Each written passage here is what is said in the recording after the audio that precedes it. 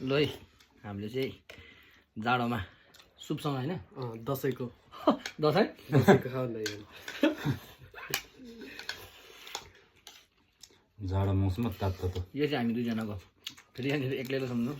हामी दुईजनाको हो तातो सुपसँग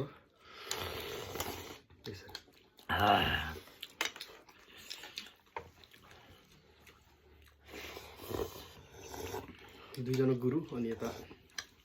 स्टुडेन्ट चाहिँ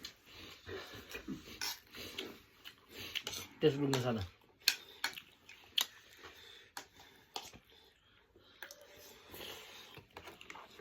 तिहारको चाहिँ कहिले खाने होला अब तिहार पो